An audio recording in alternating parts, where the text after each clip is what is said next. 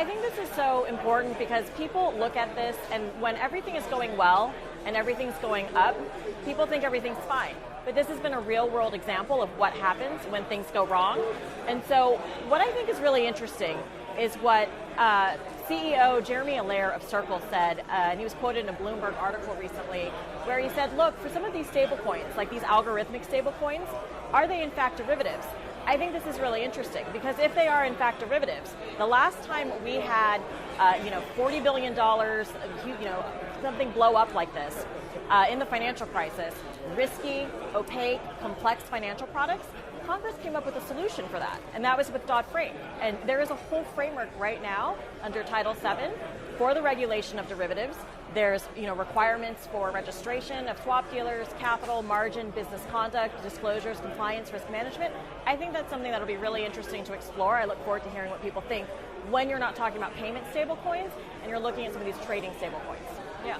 So what I think is important to note here, and I think a lot of this was laid out in the President's Working Group report, where they basically divided things up into payment stablecoins, and there you might look towards banking regulation, existing state regulation, but then they also have the trading stablecoins. So with the payment stablecoins, again, I don't regulate those, but I think what's an interesting question here is how do we deal with the reserves? I mean, that's why if some of these trading stablecoins are in fact derivatives, basically you're talking about a custom basket swap, and then it's the dealer that has to manage the risk associated with that. But for a payment stablecoin, if you're doing something that's like stored value, and it's not fractional reserve banking, and so you're not throwing the whole safety net over that, one question I think bears exploring is what do you do when all of those reserves are locked up? And all that high quality collateral is locked up. What does that mean from a broader perspective, systemic risk for that? And I think this is really important, this point that you're bringing up, because there are global standards in place. There is global financial regulation.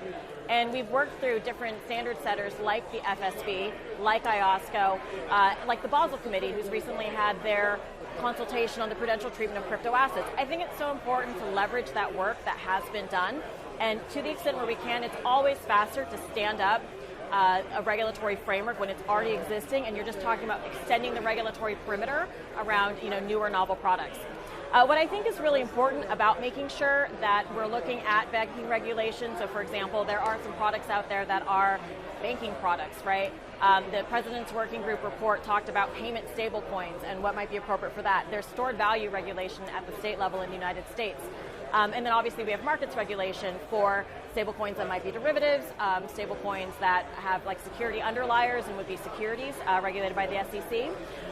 What I think the UST meltdown really highlights is we need to make sure that we're not allowing shadow banking 3.0, and that we really are coming up with a policy and regulatory solution for that. So I think that the bill has a lot of really promising elements in it. I haven't seen it yet, but from what I've heard, I think it's really encouraging that there is such a comprehensive effort to create a more holistic and clear regulatory framework around digital assets in the United States. I think that really makes sure that the U.S. is at the forefront of innovation and that we're really promoting American competitiveness on the global stage. That is so important. I'm the sponsor of the CFTC's Global Markets Advisory Committee, and that's going to be one of the key things that I'm going to be looking at in helping to inform what international standards should be in place so that there's a level playing field for the U.S. versus the rest of the world, who has moved faster than we have on the regulation of crypto assets or on digital assets. That being said, there's a lot that we can do right now. There are solutions that are available right now. There are regulatory frameworks that are available right now. I think with enough resources and sufficient attention, we'll be able to make progress on this. And I think besides the bill that Senators Lummis and Gillibrand are introducing, there are other proposals. So for example, the House Agriculture Committee has put out a proposal, the Digital Commodity Exchange Act. That one's been in the works for a couple of years now. That also has an approach on a more comprehensive and more clear regulatory framework around this. So I really look forward to learning more about these proposals and seeing how the CFTC can do its part. So I will say that the CFTC first said that Bitcoin is a commodity back in, I think, 2015. It's great that Chairman Gensler agrees with us. The CFTC has, over the years, identified specific cryptocurrencies that are commodities. So there's Bitcoin, there's Ether, there's also Litecoin. We've identified that in one of our enforcement actions as a commodity. I think what's important to realize about the CFTC's jurisdiction is, of course, the SEC regulates securities, but for everything that is not a security, It's probably likely that the CFTC has some regulatory touch point over it. Obviously we have the regulation over derivatives based on commodities, but we also have certain areas where, besides the anti-fraud and anti-manipulation enforcement authority over spot markets, we have areas where we directly regulate spot markets. So for example, if you have retail foreign exchange transactions, we have a regime around that. Where you have leveraged retail transactions in commodities, we have a regulatory framework around that as well. That's something that Congress has given us over the years. So I think those are good places to start, again, with trying to identify solutions today that we can start to make progress on without necessarily needing to wait. I think this goes back to the point that I made earlier, which is that when everything is going great, when the price keeps going up and everybody feels like they're winning, then people are not aware of the risks. And I think that this happened, and it was a tragedy that it happened, but I think it also really was a reality check in showing just how risky some of these products can be, that they're not guaranteed. And I think if people started to think about some of these really novel crypto tokens as, frankly, lottery tickets, when you go and you buy a lottery ticket, you might strike it big, right, and get rich quick, but you might not. But when people buy a lottery ticket, they don't expect to win.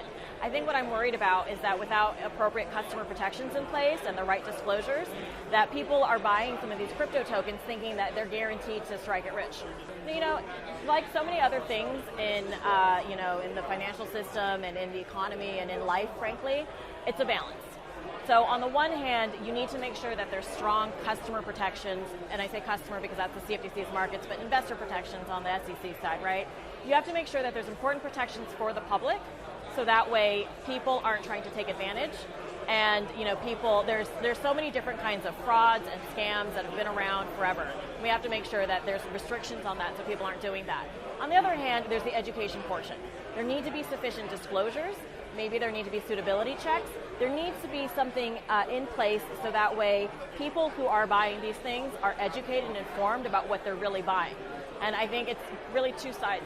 It's an exciting time for the United States because we really are harnessing this engine of creativity and innovation and wealth creation that is so fantastic, and there's a lot of promises, a lot of opportunities that this technology brings.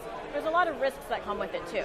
So I think it's really important that we have a very thoughtful discussion with all market participants and with all stakeholders. I don't think necessarily, the United States has not been, trying to be first out of the gate. I think that's appropriate for our system and the way that we are structured with federalism between state and federal regulation. But we also can't be taking too long either. And I think just going back to the fact that you have to find a balance in everything, and that's what's really hard. I mean, how do you achieve that?